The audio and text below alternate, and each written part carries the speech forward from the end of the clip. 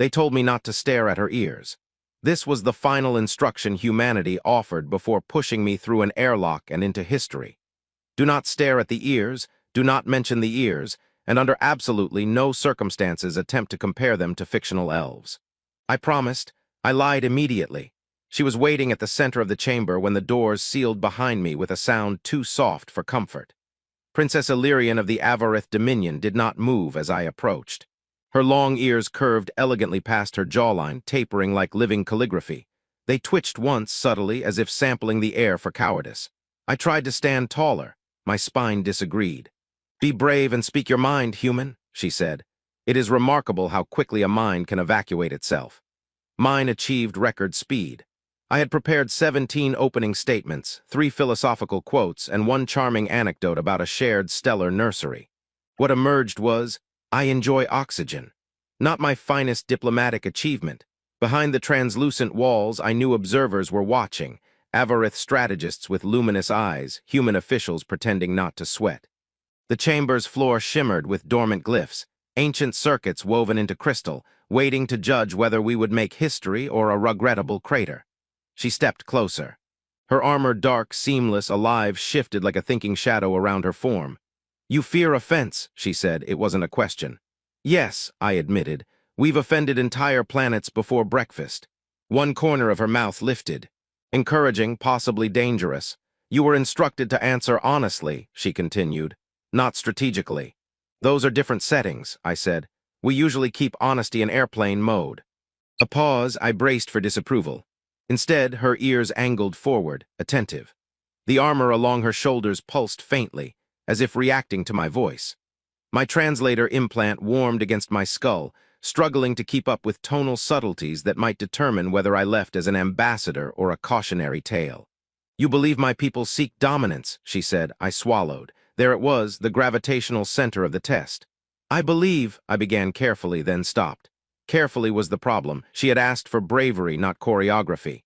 "I believe you could dominate us," I said instead. "And that scares us, but I also believe you're tired of proving you can." Silence stretched, thin as starlight. I added, because panic makes comedians of us all, "Also, your ships are very large." "It's intimidating. Ours mostly explode during testing." A sound escaped her, sharp, unexpected. Laughter. It echoed strangely in the chamber, as if the architecture hadn't anticipated joy. The glyphs beneath our feet flickered once, curious. "You deflect fear with humor," she observed. "Yes," I said. "It's either that or screaming. We're trying something new." Her gaze sharpened, not unkindly. "Then do not deflect now. Speak your unarmored thought." Unarmored, the word lingered between us. I felt suddenly aware of my own fragile body, my unshielded pulse. "My unarmored thought," I said slowly, "is that if you wanted to conquer us, you wouldn't be asking me to talk. You'd be issuing instructions. The fact that you're here asking for honesty means you want something harder than victory." "And what is that?" "Trust," I said, "which is inconvenient, unpredictable, and historically disastrous. But it's also the only thing that lasts longer than a fleet." The glyphs brightened, faint constellations stirring awake. Her ears lowered slightly, not in anger, but in something more vulnerable. The observers beyond the walls shifted. I could feel their attention tighten like drawn wire. She regarded me for a long moment, armor humming softly around her. "Then prove it," she said. I exhaled. "That," I replied, "is exactly what I'm afraid of." She studied me as if fear were a language she was fluent in, and I had just mispronounced something important. The chamber dimmed a fraction, not darker, just more attentive, like a room leaning in. I became acutely aware that every government within several light years was probably recording my pulse, my pupil dilation, and whether I regretted my career choices. I did, for the record, regret them deeply. "You fear the proof will cost you," she said. "It usually does," I replied. "On my world, proof tends to involve paperwork, public embarrassment, or being vaporized, sometimes all three." Her ears shifted outward, a gesture I was beginning to suspect meant confusion rather than threat. "Vaporization is not the objective." "That's reassuring," I said. "It was on my top 5 concerns list." A faint ripple moved across her armor, like wind passing through metal grass. Then, without warning, the seams along her collar disengaged with a soft, decisive whisper. I thought at first it was a malfunction. My training had not included what to do if the alien princess begins disassembling herself. My instincts suggested running. My legs suggested fainting. Diplomacy suggested neither. Plate by plate, the armor folded away, retracting into itself with impossible geometry until it gathered at her spine and dissolved into a dark filament that vanished into the air like a thought dismissed. She stood unguarded. No shield shimmer, no weapon signatures, no tactical glow. Just a person. A very important, very extraterrestrial person with long ears that had lowered slightly, as if bracing for weather. Behind the walls, something thudded, perhaps an observer collapsing, perhaps someone dropping a tablet, perhaps an entire alliance having a synchronized heart attack. "You cannot trust a fortress," she said quietly. "So I will not be one." My mouth opened, closed, opened again. "Is this normal?" I asked. "No." "Good," I said weakly, because my briefing skipped this chapter. Her expression softened, not with pity but with something like patience. "Among my people, to remove one's battle shell before a potential enemy is to declare oneself answerable to them. That sounds extremely unsafe." "It is." "Excellent, I'm now more nervous, not less." A small huff of amusement escaped her. Without the armor's subtle distortion, her voice sounded warmer, less like it had passed through a cathedral of machinery. "You asked what I wanted that was harder than victory," she said. "This is the price of it." I became aware of my own hands, useless objects at the ends of my arms. Should I bow? Salute? Offer a handshake and risk accidentally starting an interstellar engagement? I settled for not panicking audibly. "On Earth," I said carefully, "we usually build trust with smaller gestures, sharing food, admitting embarrassing stories, letting someone see you before caffeine. Caffeine, a sacred stimulant, negotiations have collapsed without it." She nodded solemnly, as if filing this away as a potential strategic weakness of humanity. "Then share something unshielded human." I hesitated, not because I had nothing to say, but because I had too much. Fear, hope, loneliness on behalf of an entire species that had never been alone long enough to get used to it. My voice came out quieter than I intended. "We're afraid," I said. "Not just of you, of everything bigger than us. The universe keeps proving we're small, and we keep pretending we're not. When you arrived, we didn't just see power. We saw confirmation that we're children in a room full of adults." The glyphs on the floor ignited fully now, light threading between us like a living map. She stepped closer, close enough that I could see the faint, rhythmic pulse at her throat, vulnerable, real. "And yet you came," she said. "Yes," I admitted. "Because children also ask questions, and sometimes we make friends with the monsters under the bed." Her eyes widened slightly. "You believe us to be monsters." I winced. Metaphorical monsters, respectful monsters. Very diplomatically admirable monsters. For a heartbeat, I thought I had ended peace with a single sentence. Then she laughed again, softer this time, and the lights around us steadied as if relieved. "Honesty," she said, "is a dangerous gift, human." "Please don't return it," I said. "We don't keep the receipt." Something ancient stirred in the air between us, a pressure like the moment before rain. Whatever test this was, it had moved beyond words. And for the first time, I had the unsettling suspicion that passing it might change more than treaties. The air tightened, not around my throat, but around reality itself, as if the universe were pausing mid-sentence to see how this would end. The light between us stopped behaving like light.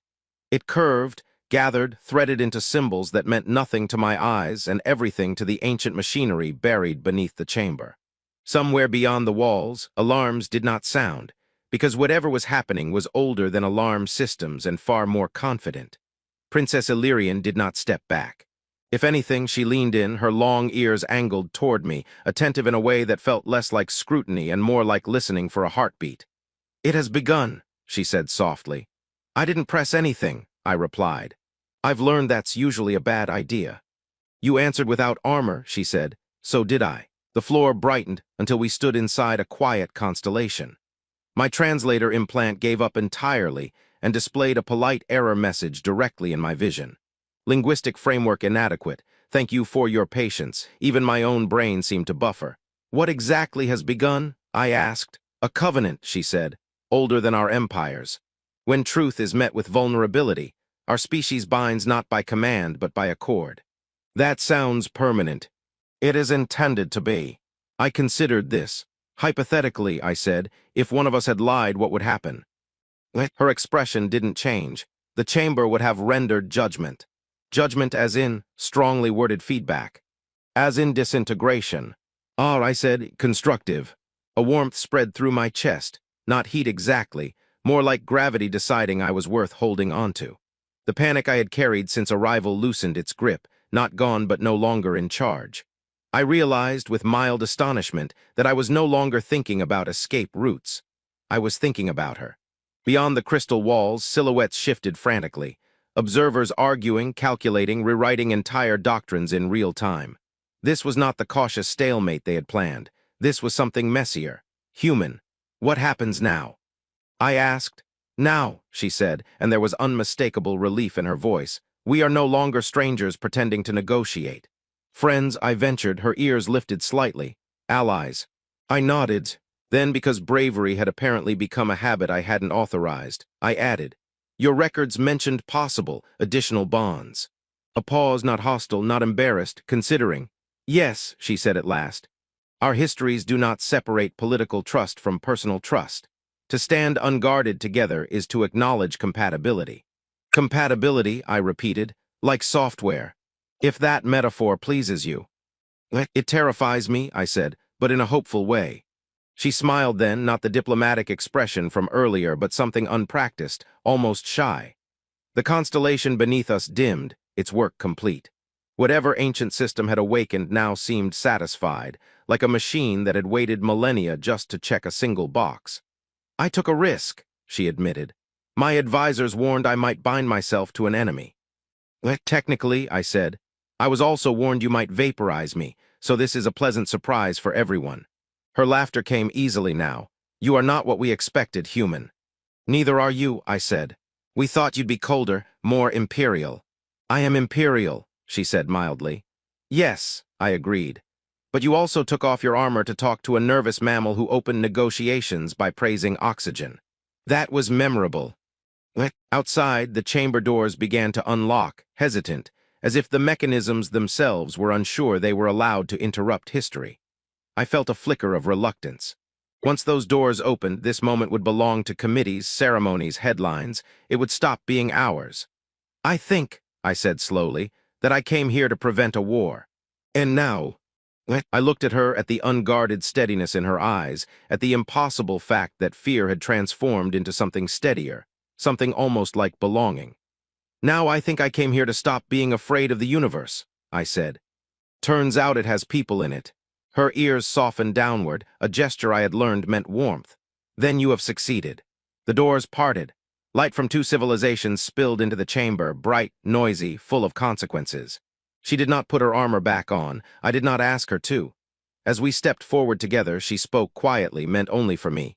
Be brave and speak your mind, human. I managed a smile that felt entirely new on my face. I plan to, I said, just maybe after coffee. I will ensure your sacred stimulant is provided.